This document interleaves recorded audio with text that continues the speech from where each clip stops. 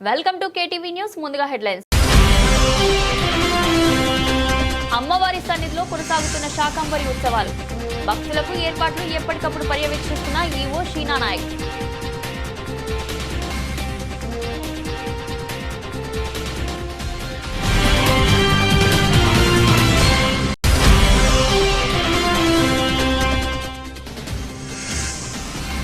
సంక్షేమ వసతి గృహాలు, రెసిడెన్షియల్ పాఠశాలలో అడ్మిషన్లు వేగంగా పూర్తి చేయండి. ప్రభుత్వ ప్రధాన కార్యదర్శి కె విజయానంద్.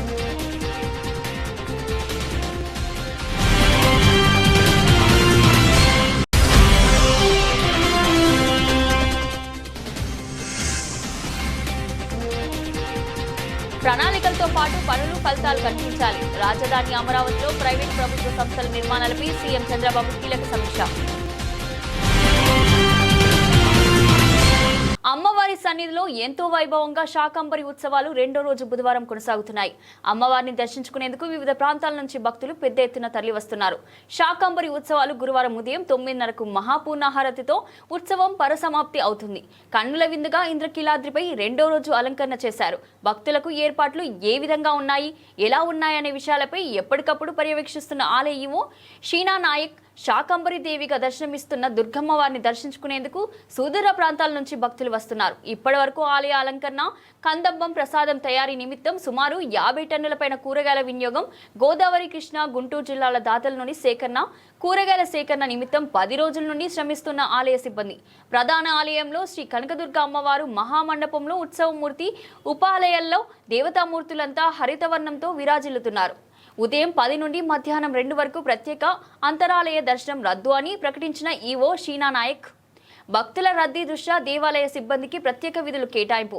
3వ రోజు ముగింపు రోజు పెద్ద ఎత్తున భక్తులు దర్శించుకునే అవకాశం. భక్తులకు కదంబ ప్రసాదాన్ని అందిస్తున్నారు. నిన్నటి నుంచి మనకు శాకంబరి ఉత్సవాలు ప్రారంభమైనాయి.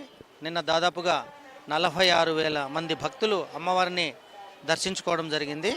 ఇది రెండవ రోజు. ఈ సంఖ్య ఇంకా కొద్దిగా పెరిగే అవకాశాలు ఉన్నాయి. మీరందరూ చూశారు, ఈరోజు శాకంబరి ఉత్సవాలు రెండవ రోజున మొత్తంగా 24 టన్నులు అంటే 24,000 కేజీల వరకు కూడా మనము ఇక్కడ డోనట్స్ రైతులు ఎవరైతే ఇచ్చారో వాటికి సంబంధించి మొత్తం కూడా మనం పూర్తిగా టెంపుల్ అంతరాలయము బయట మొత్తం ప్రాకారం అన్నీ కూడా మనం నీట్గా పేర్చిపెట్టాము. మా ఎంప్లాయీస్ కావచ్చు, సేవకులు కావచ్చు, రాత్రింపగళ్ళు శ్రమించి ఎక్కడికక్కడ అలంకారంలో ఎక్కడ కూడా లోటుపాట్లు లేకుండా వాళ్ళు శ్రమిస్తున్నారు.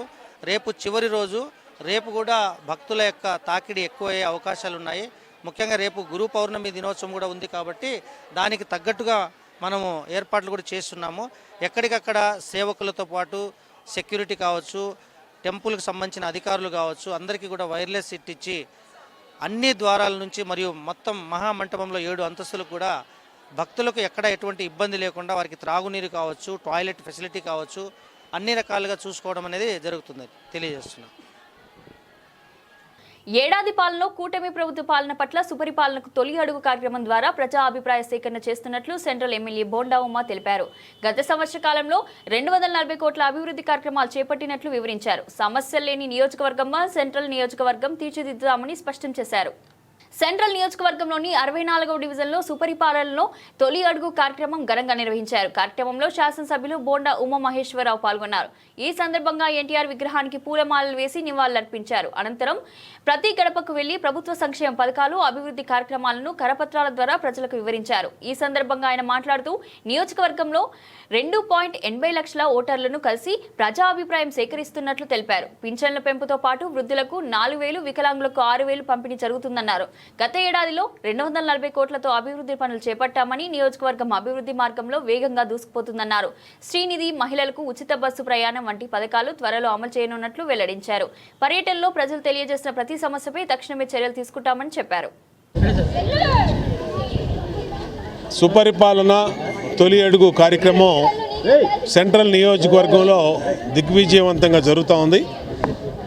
ఈ నియోజకవర్గంలో 21 డివిజన్లలో 2,80,000 మంది ఓటర్లని, ప్రజల్ని కలుసుకొని వాళ్ళ సమస్యలు, గత సంవత్సర పరిపాలన మీద వాళ్ళ అభిప్రాయ సేకరణ నిర్విరామంగా జరుగుతోంది. మా బూత్ ఇన్ఛార్జీలు, యూనిట్ ఇన్ఛార్జీలు, క్లస్టర్ ఇన్ఛార్జీలు, మా డివిజన్ పార్టీ అధ్యక్షులు, మాజీ కార్పొరేటర్లు అందరూ కూడా పెద్ద ఎత్తున ప్రజల్లో ఉన్నారు. ఎక్కడికి వెళ్ళినా ప్రజలు సంతృప్తి వ్యక్తం చేస్తూ ఉన్నారు. తెలుగుదేశం ప్రభుత్వ పార్టీగా ఎన్నికల ముందు ఏమైతే చెప్పామో ఇచ్చిన ప్రతి హామీని నెరవేర్చాం.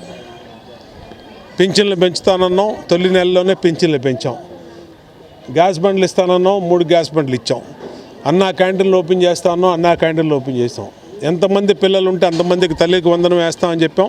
ఇచ్చిన మాట ప్రకారం తల్లికి వందనం వేసాం. అలాగే ఇంకా మిగిలినటువంటివి కూడా డేట్లు ఇచ్చాం. ఆగస్టు 15 నుంచి మహిళలకి ఉచిత బస్సు ప్రయాణం కానీ, శ్రీనిధి 18,000 కూడా త్వరలోనే వేస్తాం, నిరుద్యోగ భృతి కూడా త్వరలోనే వేస్తాం. ఇచ్చిన ప్రతి మాట గుర్తుంది, ప్రతి మాట నెరవేరుస్తాం. అంతేకాకుండా సంవత్సర కాలంలో 240 కోట్ల రూపాయలతో అభివృద్ధి పనులు పూర్తి చేశాం. ఒకవైపు అభివృద్ధి, ఒకవైపు సంక్షేమం, రెండు కళ్ళలాగా ఈ ప్రభుత్వం ముందుకెళ్తా ఉంది. ప్రజలు అన్ని స్థాయిల్లో సంతృప్తిని వ్యక్తం చేస్తూ ఉన్నారు. మాకు అధికారం అనేది ఒక బాధ్యత. ఈ బాధ్యతగా నెరవేరుస్తాం. ప్రజలకు జవాబుదారీతనంగా ఉంటాం. ప్రజలందరికీ కూడా సమాధానపరంగా అండగా ఉంటామని కూడా తెలియజేస్తాం. సుపరిపాలన తొలి అడుగు కార్యక్రమంలో భాగంగా సెంట్రల్ నియోజకవర్గ 59వ డివిజన్లో బోండామ్మ గారు పర్యటించారు. ఈ పర్యటనలో జనాలందరూ ఈ సంవత్సర కాలంలో బాగా ఉంది, మా పరిస్థితి బాగుందని చెప్పారు. సకాలంలో అన్ని పథకాలు అందుతున్నాయని, తల్లికి వందనం, గ్యాస్ బండ్ల డబ్బులు, పిల్లలకి ఫీజు రియంబర్స్మెంట్లు మళ్ళీ సకాలంలో పడినాయని అందరూ బాగా స్పందించారు. మా డివిజన్లో ఉన్న చిన్న సమస్యలు చెప్తే బోండామ్మ గారు వెంటనే పరిష్కరించారు. మిగతా ఏదైనా ఉంటే ఆఫీస్కి రండమ్మ పరిష్కరిస్తానని చెప్పారు. ఈ కార్యక్రమంలో డివిజన్ నాయకులు, కార్యకర్తలు అందరూ పాల్గొన్నారు. అందరికీ నమస్కారం అండి. ఈరోజు 59వ డివిజన్లో మన సెంట్రల్ నియోజకవర్గ టైగర్ ప్రభుత్వ విప్ అన్న బోండా ఉమామహేశ్వరరావు గారు సుపరిపాలన తొలి అడుగు కార్యక్రమానికి విచ్చేశారు.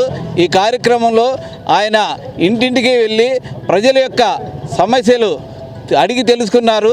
తల్లికి వందనం పడిందమ్మా, అలాగే పెన్షన్ వస్తుందా, వృద్ధాప్య పెన్షన్ వస్తుందా, అలాగే అన్నా క్యాంటీన్లు, అలాగే ఇక్కడున్న స్థానిక సమస్యలు, కాలువలు ఎలా తీస్తున్నారు, మంచినీరు ఎలా వస్తుంది, ఇలాంటి సమస్యలు, లైట్లు వెలుగుతున్నాయా, ఇలాంటి సమస్యలన్నీ మన బోండా ఉమామహేశ్వరరావు గారు అడిగి తెలుసుకొని, అలాగే కొంతమందికి వితంతు పెన్షన్ రావట్లేదని, అలాగే కొంతమంది వృద్ధాప్య పెన్షన్ కరెంటు బిల్లు వల్ల పోయిందని తెలియజేశారు.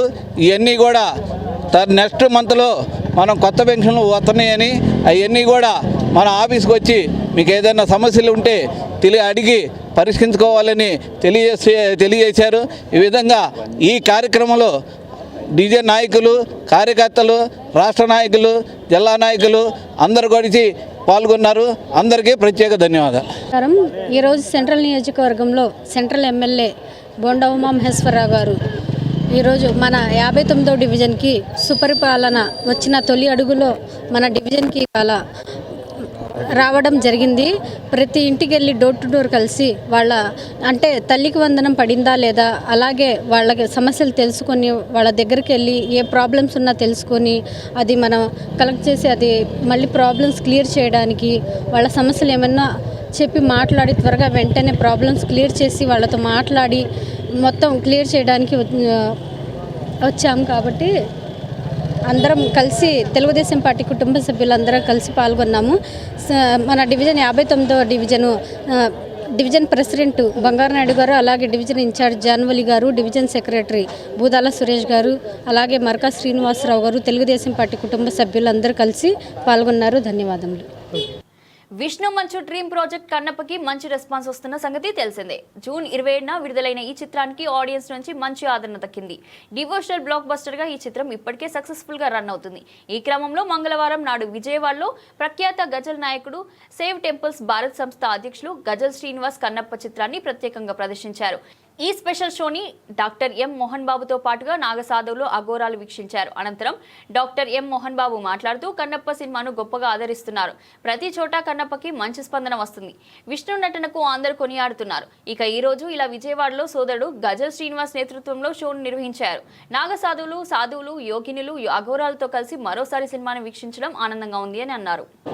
సేవ్ టెంపుల్స్ భారత్ సంస్థ ఆధ్వర్యంలో మేము పురాతన దేవాలయాల్ని, మన సనాతన ధర్మాన్ని, యోగులని, మహాభక్తులు ఎవరైతే ఉన్నారో వారు జన్మించినటువంటి స్థలాల్ని, అలాగే గోశాలల్ని, వేద పాఠశాలల్ని, ఇటువంటి ఋషి ఆశ్రమాలని సేవ్ టెంపుల్స్ భారత్ ఎంతో గొప్పగా వాటిని సంరక్షిస్తూ వస్తుంది. ఎన్నో దేవాలయాలు దక్షిణ భారతదేశంలో, ఉత్తర భారతదేశంలో జీర్ణోద్ధరణ చేయడం జరిగింది. ఇటీవల కరెక్ట్గా 10 రోజుల క్రితం చాలా గొప్పగా శ్రీకాళహస్తీశ్వరుడికి కన్నులిచ్చినటువంటి కన్నప్ప యొక్క జీవితాన్ని సెల్యులాయిడ్ మీద అద్భుతంగా చిత్రీకరించారు మా అన్నగారు మంచు మోహన్ బాబు గారు నిర్మాతగా. జై శ్రీరామ్. ఆ సినిమా చూసినంతసేపు కూడా రోమాంచితం. అణువణువు కూడా. మొదటి భాగం కన్నప్పని భక్తులకు పరిచయం చేయడం, రెండవ భాగం కన్నప్పని శివుడికి పరిచయం చేసేటువంటి అద్భుతంగా హాలీవుడ్ మూవీలాగా భక్తిరస స్ఫోరకంగా ఇది భక్తి చిత్రం, సంపూర్ణమైనటువంటి భక్తి చిత్రం. మనం భక్త తుకారాము, అన్నమయ్య, రామదాసు ఎలా చూశామో ఒక మహాభక్తుడు కన్నప్ప కళ్ళిచ్చినటువంటి సినిమా. ఇందులో ప్రభాస్ గారు, అక్షయ్ కుమార్ గారు, మోహన్ లాల్ గారు, శరత్ కుమార్ గారు, అలాగే మంచు మోహన్ బాబు గారు, విష్ణు కన్నప్పగా నటించాడు. నేను 2 సార్లు చూశాను. రజనీకాంత్ గారు, ప్రభుదేవ, భాగ్యరాజ, మేమందరం కలిసి చెన్నైలో చూస్తే సినిమా అదృష్టంగా భావిస్తున్నాను. సినిమా తీయడం, కన్నప్ప సినిమా తీయడం ఒక ఎత్తు అయితే, ఇంతమంది మేధస్సు, దేశం బాగుండాలని అనుక్షణం కోరుకునే మహానుభావులు వీళ్ళందరూ కూడా. మన దేశ భవిష్యత్తు, మన భారతమాత బిడ్డడం, మన దేశ సంస్కృతి ఈ జనరేషన్ కూడా చెప్పాలి అని వాళ్ళు అహర్నిశలు తాపత్రయపడుతూ ఉన్నటువంటి మహానుభావులు. ప్రజలు బాగుండాలని దీనికి కంకణం కట్టుకున్నది మన భారతదేశ ప్రధాని మోడీ గారు. ఇది మన అదృష్టంగా భావించాలి. నేను కన్నప్ప సినిమా తీశాను, 10 రోజులైంది. ఎలా ఉందని చూసిన వాళ్ళందరికీ తెలుసు. అత్యద్భుతమైనటువంటి చిత్రం ఇది. శ్రీ కాళహస్తీశ్వర మహత్యం, దూర్జటి మహాకవి రాసినటువంటి చిత్రం. ఈ చిత్రాన్ని వాళ్ళతో నేను చూసి వాళ్ళ అమూల్యమైన సలహాలు సినిమా అయిన తర్వాత మీకు తెలియజేస్తారు. నేను కొత్తగా చెప్పేది ఏమీ లేదు. ఇది ప్రతి ఒక్కరూ చూడదగినటువంటి, కుటుంబ సమేతంగా చూడదగినటువంటి చిత్రం. మన పిల్లలకు కూడా వేదం అంటే ఏంటి, ఉపనిషత్తులు ఏంటి అని 3000 సంవత్సరాలకు ముందు దూర్జటి మహాకవి రాసినటువంటి చిత్రం ఇది. 3000 సంవత్సరాలకు ముందు మన విజయవాడ ఎలా ఉందో మీరు ఆలోచించుకోండి. కాబట్టి మనకు తెలియదు. కాబట్టి ఆ కవులు రాసినటువంటి గ్రంథాన్ని, పుస్తకాన్ని ఆధారంగా తీసుకొని ఏదో చిన్న చిన్న మార్పులతో తీయడం జరిగింది. ఇది నేను మళ్ళీ చెప్తున్నా, ఈ విజయవాడ నాకు ఎంత అదృష్టమో మీకు తెలియదు. భక్తవత్సలం అనే పేరును ఇక్కడే విజయవాడలో నా పేరు మోహన్ బాబుగా మార్చారు మా గురువుగారు దాసున్నారు. ఇది పుణ్యక్షేత్రం, కనకదుర్గమ్మ. అలాగే ఈ సినిమాలో అర్జునుడు తపస్సు చేసినటువంటి స్థలం ఇద్దరికి ఇక్కడే ఉంది. మీరు అదృష్టవంతులు కాబట్టి మీ ఆశీస్సులు నాకు కావాలి. సినిమా చూసిన తర్వాత మాట్లాడతాను.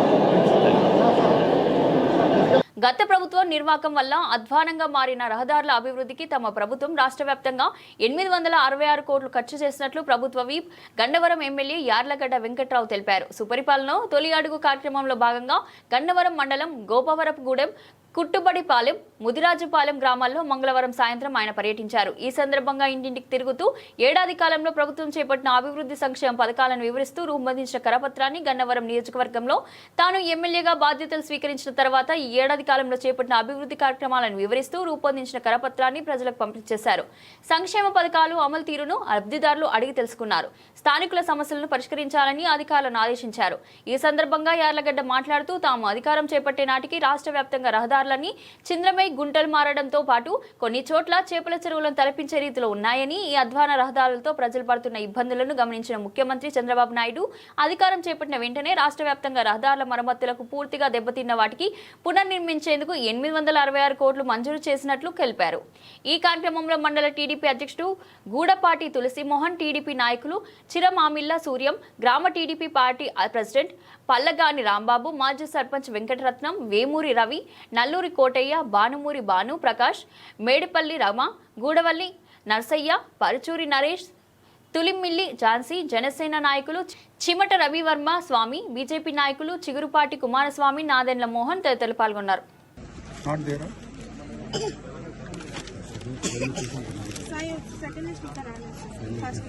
చూసి పర్సనల్ కేర్ తీసుకుని ఇప్పించు. తల్లి కూడా లేదంట. నేను ఇప్పించే బాధ్యత వీళ్ళు తీసుకుంటారు. మీకు ఎలిజిబుల్, మీకు గ్యారంటీ రావాలి, వస్తుంది. ఓకేనా? 4 పిల్లలకే వస్తుంది. ఎందరు పిల్లలు ఉన్నా ఇస్తాను. చంద్రబాబు నాయుడు గారు హామీ, ముఖ్యమంత్రి గారు రిక్వెస్ట్ చేస్తాడు. నువ్వు ఫాలో అయ్యమ్మా, కొంచెం పర్సనల్ తీసుకో. పిఏఐడి, మన పిఏఐడి శివరామకృష్ణ నెంబర్ తీసుకుని ఇది ఫాలో అప్ చేసి అయ్యి వరకు నువ్వు ఓకేనా? తక్కువ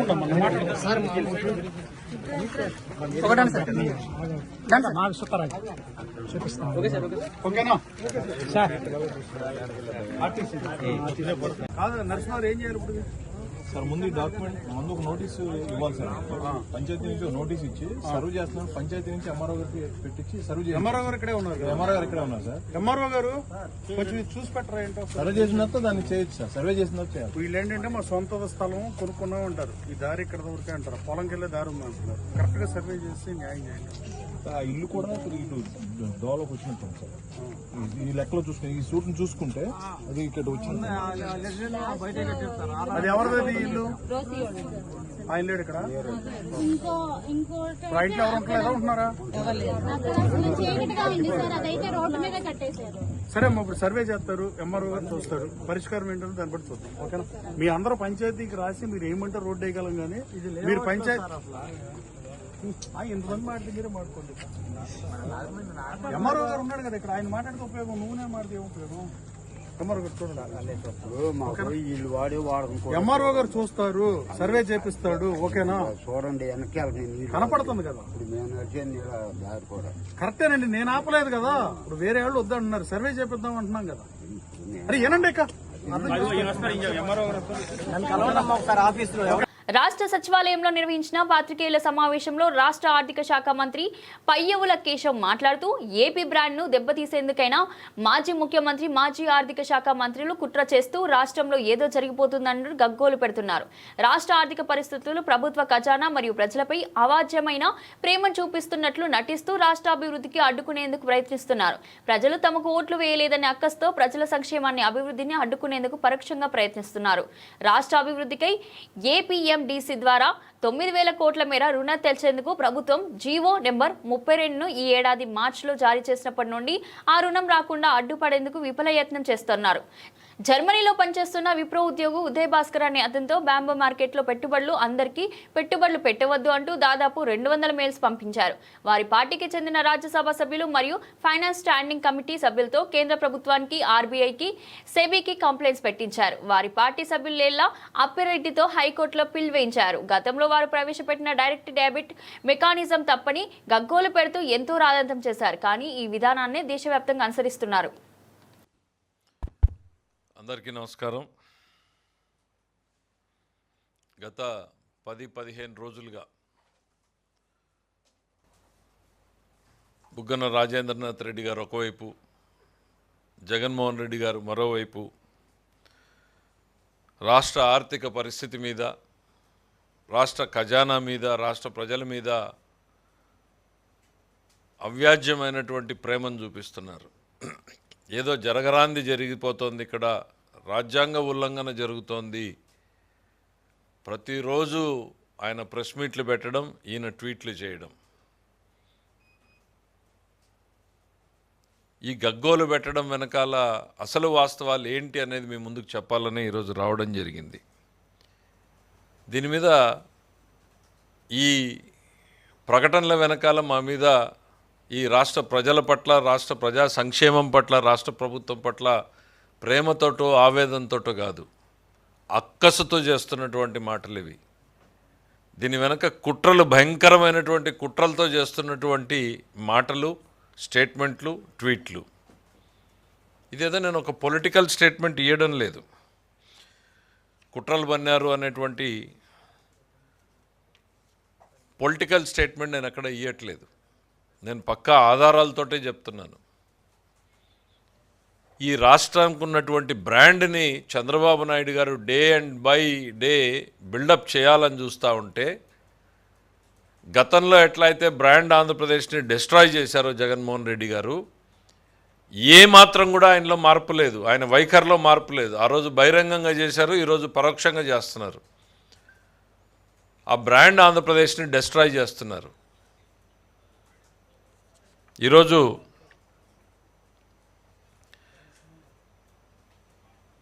తమకు ఓట్లు వేయలేదు ప్రజలు అన్నటువంటి బాధని, అక్కసుని ప్రజల మీద చూపిస్తున్నారు, మా మీద కాదు.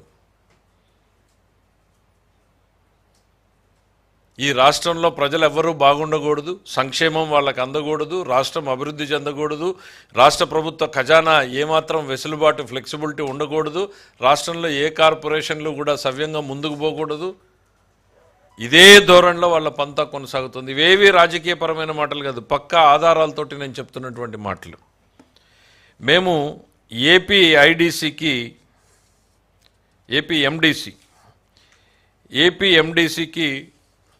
ఓ 9,000 కోట్ల లోన్లని రైజ్ చేయాలని చెప్పేసి మేము డిసైడ్ చేసాం. చేసి 11/3/2025న జీవో ఇచ్చి తదుపరి చర్యలు తీసుకున్నాం. రాష్ట్ర ప్రభుత్వానికి ఉన్నటువంటి హక్కులు, రాష్ట్ర ప్రభుత్వంకి సంబంధించినటువంటి నిధుల్ని ఏ రకంగా సమీకరించుకోవాలి అనేటువంటి దిశలో భాగంగానే రెగ్యులర్ ప్రాక్టీస్లోనే మేము ఏపీ మైనింగ్ డెవలప్మెంట్ కార్పొరేషన్కి ఫండ్స్ రైజ్ చేయాలని చూసాం. ఆ రోజు నుంచి వీళ్ళ అక్కసు బయటపడడం మొదలైంది. ఏ రోజైతే మేము జీవో ఇచ్చి ఎంట్రస్ట్ చేశామో, ఇన్వెస్టర్స్లో విపరీతమైనటువంటి స్పందన వచ్చిందో, రాష్ట్రంలో వివిధ సంక్షేమ వసతి గృహాలు, రెసిడెన్షియల్ పాఠశాలలో అడ్మిషన్ల ప్రక్రియను వేగవంతంగా పూర్తి చేయాలని ప్రభుత్వ ప్రధాన కార్యదర్శి కె విజయానంద్ ఆయా సంక్షేమ శాఖల అధికారులను ఆదేశించారు. మంగళవారం రాష్ట్ర సచివాలయంలో ఆయన రాష్ట్ర వ్యాప్తంగా ఎస్సీ, ఎస్టీ, బీసీ, మైనార్టీ సంక్షేమ శాఖల వసతి గృహాలు, రెసిడెన్షియల్ పాఠశాలలో అడ్మిషన్ల ప్రక్రియ, భోజన వసతి, వాటి నిర్వహణ తదితర అంశాలపై సమీక్షించారు. ఈ సందర్భంగా సీఎస్ మాట్లాడుతూ అన్ని సంక్షేమ వసతి గృహాలు, రెసిడెన్షియల్ పాఠశాలలో తప్పనిసరిగా ముఖ ఆధారిత హాజరు విధానాన్ని ఆర్టీజీఎస్తో అనుసంధానం నుంచి నిరంతరం పర్యవేక్షించాలన్నారు. అదేవిధంగా విద్యార్థులకు ప్రస్తుతం ఉన్న డైట్ మెనూ ప్రకారం మెరుగైన రీతిలో భోజనం అందించేందుకు కృషి చేయాలని, ఆహార నాణ్యత విషయంలో ఎంత మాత్రం రాజీ పడవద్దని స్పష్టం చేశారు. ముఖ్యంగా భోజనశాలలు పూర్తి పరిశుభ్రంగా ఉండేలా చూడాలని అన్నారు.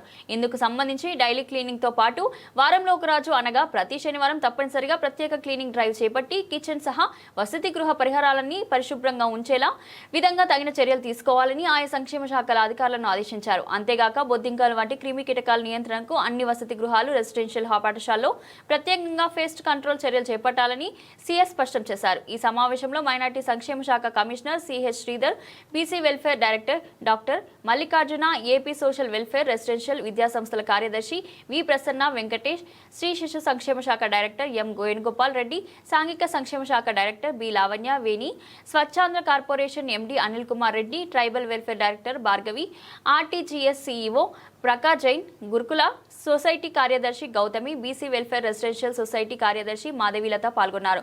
వర్చువల్ గా అప్కో ఎండీ జి రేఖారాణి పాల్గొన్నారు. కొవ్వూరు ఎమ్మెల్యే ప్రశాంతి రెడ్డిపై నల్లపురెడ్డి ప్రసన్న కుమార్ రెడ్డి వ్యాఖ్యలను తీవ్రంగా ఖండించిన అనిత, మీ ఇంట్లో మహిళలు ఇలాంటి వ్యాఖ్యలను అంగీకరిస్తారని ప్రశ్నించిన హోంమంత్రి, మహిళల గురించి నీచాతి నీచంగా మాట్లాడిన కూడా నోరు విప్పకపోగా అలాంటి వ్యాఖ్యలు ప్రోత్సహించేలా ప్రతిపక్షం కూడా లేని ప్రతిపక్ష నేత వ్యవహరించడం జుగుస్పాకరం. తల్లి, చెల్లి, ఆడబిడ్డ గురించి మాట్లాడుతుంటే తప్పు అని చెప్పలేని వ్యక్తి ఆ పార్టీకి నాయకుడా? ఎమ్మెల్యే ప్రశాంతి రెడ్డి వ్యక్తిగత జీవితం గురించి ఇష్టానుసారంగా మాట్లాడడం సరికాదు. ప్రతిపక్షంలో నెల్లూరులో నారీ సంకల్ప దీక్ష చేసిన తర్వాత ఇదే ప్రసన్న కుమార్ రెడ్డి నాపై నోటికొచ్చినట్లు మాట్లాడాడు. ప్రసన్న కుమార్ రెడ్డి వ్యాఖ్యలతో మహిళా లోకం ఉలిక్కిపడింది. తాను చేసిన వ్యాఖ్యలను ప్రసన్న కుమార్ రెడ్డి తన తల్లి, భార్య, కుమార్తెకు వినిపించాలి. ఆ వ్యాఖ్యలను వారు హర్షిస్తారా లేదా చెప్పాలన్నారు. మహిళల వ్యక్తిత్వ హాసనం ఆ పార్టీకి డిఎన్ఏలోనే ఉన్నట్టుంది. ఇకపై ఆ పార్టీ గురించి మాట్లాడకూడదు అనుకున్న ప్రతిసారి మాట్లాడాల్సి వస్తుంది. గత ప్రభుత్వంలో సకల శాఖల మంత్రిగా పనిచేసిన వ్యక్తి సంకర జాతి అంటూ మహిళలను కిచ్చపరిచారు. పత్రికా విలేకరి అని చెప్పుకునే కృష్ణంరాజు ఓ టీవీ ఛానల్లో అమరావతి వేషల రాజధాని అని మాట్లాడారు. అమరావతి మహిళలను సోషల్ మీడియాలో అసభ్యంగా దూషించారు. సొంత చెల్లి షర్మిలారెడ్డి గురించి తప్పుగా ప్రచారం చేసిన వ్యక్తి ఆ పార్టీకి అధ్యక్షుడిగా ఉండడం సిగ్గుచేటు. ప్రధానమైన కారణం ఏంటంటే సాధారణంగా భారతదేశం అనేసరికి స్త్రీలకు గౌరవం ఇచ్చే ఒక మంచి సంప్రదాయం ఉన్న మంచి సంస్కృతి ఉన్న భారతదేశం నుంచి ఏమి నేర్చుకోవాలి విదేశాల వాళ్ళు అని ఎవరైనా అడిగితే స్త్రీని ఎలా గౌరవించుకోవాలో నేర్చుకోవచ్చు అన్న ఒకే ఒక ఆన్సర్ చాలా తొందరగా వచ్చే పరిస్థితి. అంటే అది సంస్కృతిలోని నిండిపోయి ఉన్నది స్త్రీని గౌరవించాలి అని. అందుకే మన దేవుళ్ళు ఏదైనా ప్రతి దేవుడు బిఫోర్ నేమ్కి బిఫోర్ భార్య పేరు కానీ అమ్మ పేరు కానీ ఉంచుకునే పరిస్థితి కూడా కనిపిస్తూ ఉంటుంది. మనకి లక్ష్మీ నరసింహస్వామి అని, భూదేవి సహిత వెంకటేశ్వర స్వామి అని, రకరకాలుగా సీతారాముడు అని, అంటే రకరకాలుగా ఒక దేవుడి పేరు చెప్పేటప్పుడు కూడా ముందు ఒక మహిళ పేరు చెప్పే సంస్కృతి మనం కూడా కొన్ని సందర్భాల్లో మేము కూడా సిగ్గుపడే పరిస్థితి కనిపిస్తాం. ఎందుకనంటే ఈరోజు మహిళల గురించి ఎంత నీచంగా మాట్లాడినా కూడా నోరు విప్పకుండా ఇంకా దాన్ని ఎంకరేజ్ చేసే పరిస్థితిలో జగన్మోహన్ రెడ్డి ఉండటం అనేది చాలా జుగుప్సాకరమైన విషయం. ఈరోజు ఎందుకు ఈ పదం ఉపయోగిస్తున్నానంటే ఒక తల్లి గురించి, ఒక చెల్లి గురించి, ఒక ఆడబిడ్డ గురించి నోటికొచ్చినట్టు మాట్లాడుతూ ఉంటే కనీసం ఇది తప్పు అని చెప్పలేని నాయకత్వం, అదొక నాయకత్వమా? అటువంటి నాయకుడు ఒక నాయకుడా? ఇది ప్రతి ఒక్కరు కూడా మనం ప్రశ్నించుకోవాలి. ఎస్పెషల్లీ వైఎస్ఆర్సీపీకి నాయకత్వం వహిస్తున్న జగన్మోహన్ రెడ్డి కూడా ప్రశ్నించుకోవాల్సిన అవసరం ఉంది. మనం రీసెంట్ గా ఈ రోజు నిన్న చూసాను, ఎమ్మెల్యే ఒక శాసనసభ్యురాలు, గౌరవ శాసనసభ్యురాలు. నేను శాసనసభలో ఉన్న వాళ్ళందరికీ కూడా నేను చాలా గర్వంగా చెప్తాను. సుమారుగా 5 కోట్ల మంది ఆంధ్రప్రదేశ్ లో ప్రజలుంటే కేవలం 175 మందికే అసెంబ్లీలో ఆ మాజీ ఎమ్మెల్యే ప్రసన్న కుమార్ రెడ్డిని అడుగుతున్నాను. యాక్చువల్ గా ఇందాకే మా అన్న చెప్తున్నారు, చాలా పెద్ద ఫ్యామిలీ అమ్మ, చాలా పొలిటికల్ గా చాలా మంచి, అంటే 5 సార్లు 6 సార్లు ఎమ్మెల్యేలు గెలిచిన సంస్కృతి ఉన్న వాళ్ళ ఫ్యామిలీ. అటువంటి ఫ్యామిలీలోంచి వచ్చి ఇలా మాట్లాడుతున్నాడంటే చాలా దరిద్రంగా ఉంది అని. ఎస్, అంత రాజకీయంగా అనుభవం ఉన్న నువ్వు బయటకు వచ్చి ఈ రకంగా మాట్లాడుతూ ఉంటే మీరు ఏదైతే మాట్లాడారో ఆ వీడియో ఒక్కసారి తీసుకెళ్లి మీ తల్లికి చూపించండి. మీ తల్లి కనుక మీరు మాట్లాడిన మాటల్లో తప్పు లేదు అని అనిపిస్తే కనుక మాకు చెప్పండి, మేము మాట్లాడడం మానేస్తాం. మీ భార్య దగ్గరికి తీసుకెళ్ళండి, ఆ వీడియో చూపించి ఒక్కసారి మీ భార్య దగ్గరికి వెళ్ళి నేను పలానా వ్యక్తి గురించి, పలానా ఆడదాని గురించి ఈ రకంగా మాట్లాడాను, నీకు సమంజసమేనా ఒకసారి అడగండి. ఒకసారి లేదు నీ బిడ్డ దగ్గరికి వెళ్ళండి. ఇది వైసీపీ డిఎన్ఏలో ఉందేమోనండి. ఇదే ప్రసన్న కుమార్ రెడ్డి, నేను ఇక్కడ మీకు గుర్తు చేయాలి, నేను అపోజిషన్ లో ఉండి మహిళా ప్రెసిడెంట్ నేను ఉండేటప్పుడు నెల్లూరు నేను దీక్ష చేసి వచ్చా, నారీ సంకల్ప దీక్ష చేసి వచ్చిన తర్వాత ఇదే ప్రసన్న కుమార్ రెడ్డి ఆ రోజు కూడా నా మీద కూడా నోటికి వచ్చినట్టు మాట్లాడాడు. అఫ్ కోర్స్ ఆ రోజు మేము పోలీస్ కంప్లైంట్ ఇచ్చామో కానీ ఎవరు పట్టించుకోలేదు, నా వద్ద ఆ రోజు నుంచి లేదు, మీకు తెలుసు అప్పుడు. కానీ ఈ రోజు ప్రసన్న కుమార్ రెడ్డి మాటలు వింటా ఉంటే ఈరోజు మహిళా లోకం అంతా ఒక్కసారి ఉలికిపడింది. కానీ కొన్ని రోజులకి వైఎస్ఆర్సీపీ వాళ్ళు అలా మాట్లాడుతున్నారంటే కొన్ని రోజులకి వీళ్ళు ఇలాగే మాట్లాడతారేమో అని జనాలకు కూడా అర్థమైపోయే పరిస్థితి. నిన్నగాక మొన్న సజ్జల రామకృష్ణారెడ్డి లాస్ట్ టైం సకల శాఖ మంత్రిగా ఉన్న వ్యక్తి, అంటే అన్ని శాఖలు ఆయన గ్రూప్ లోనే పెట్టుకుని నడిపించిన సజ్జల రామకృష్ణారెడ్డి మొన్న ఒక ప్రెస్ మీట్ లో కూర్చొని మహిళల గురించి పిశాచులు, సంకర జాతి వాళ్ళు అని మాట్లాడతాడు. సాక్షి ఛానల్లో కూర్చొని ఒక కృష్ణంరాజు అనే ఒక అనలిస్ట్ పేరు చెప్పుకొని, ఒక ఆయన పత్రికా విలేకరుని పేరు చెప్పుకొని ఆయన కూర్చొని రిపోర్టర్ని పెట్టి కూర్చొని వేశ్యల అమరావతి అని మాట్లాడతాడు. అమరావతి రాజధాని ప్రాంతంలో ఉన్న మహిళలందరినీ కూడా వేశ్యలని మాట్లాడే పరిస్థితి. అంతవరకు ఎందుకండి?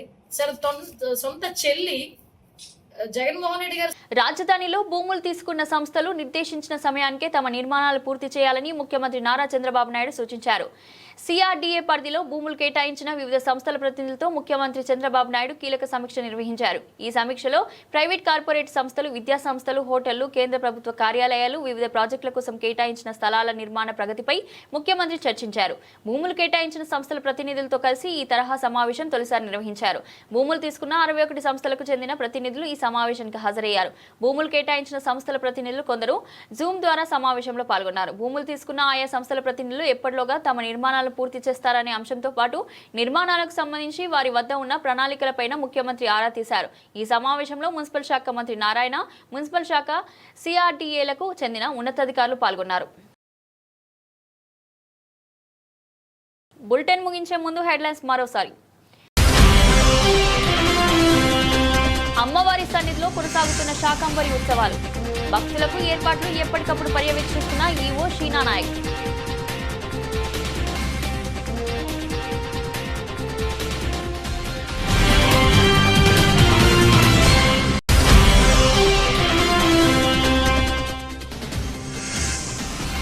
సంక్షేమ వసతి గృహాలు, రెసిడెన్షియల్ పాఠశాలలో అడ్మిషన్లు వేగంగా పూర్తి చేయండి. ప్రభుత్వ ప్రధాన కార్యదర్శి కె విజయానంద్.